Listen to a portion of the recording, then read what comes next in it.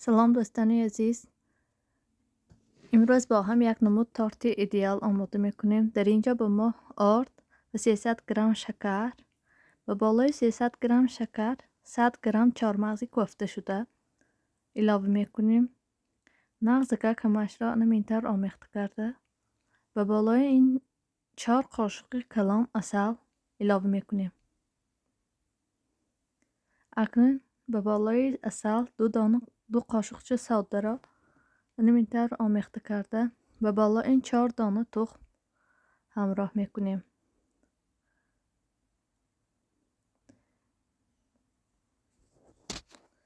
برای چی من آرد را گرمش را ننویستم؟ برای آنکه تخم کلام میده میبیاد. برای همین تا خمیر سخت شدنه ما علاوه کرده نغز کک خمیر میکنیم.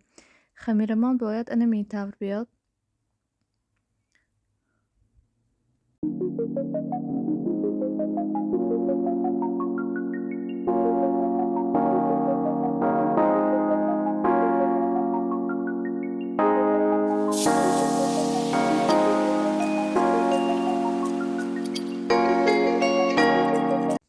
اکنون من این خمیر را به 8 قسمی برابر تقسیم کرده و بالای نیم ساعت به خلدینیک دم داده. اکنون این طور کمتر کشادنش دشوار، برای همین در بالای پرگامین بومگه این طور میکشویم.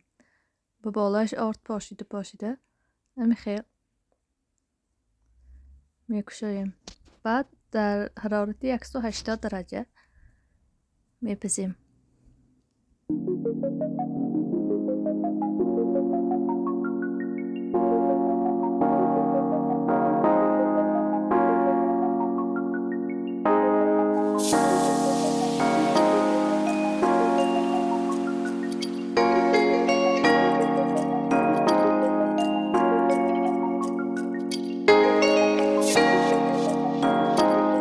من کارشای ما بود.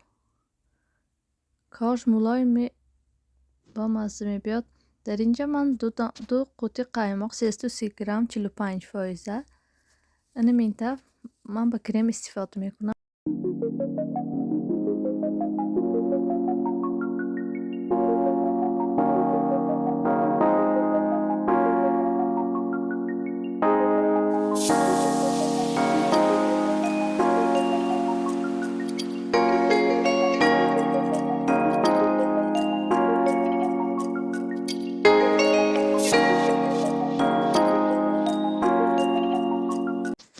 در اینجا من کمتر به 400 میلی لیتر شیر زورنه کرم آماده کردم.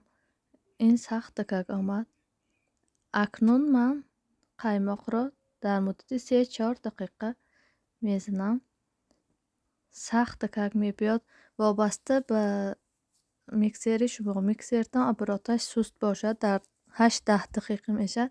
این آپاراتش تیز، برای همین من در 3-4 دقیقه میزنم. اکنون من در اینجا من کم 1 پیاله پر رکک ملکه آماده کردم. سکوشیانی ملکه. بعد همون زورنه کریمی تیار کردگیم آن را به بالایش انداخته نغز کک میکنیم.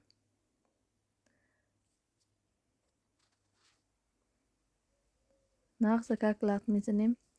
باید کریم ما سخت کک بیاد. وابسته به طبع شما اگر نخواهید این زورنه کریم همراه نمی کنید. من همراه کردم. اکنون به همین قبط ها کم کم میمالیم. به 8 قسم تقسیم میکنیم همین کریم من را.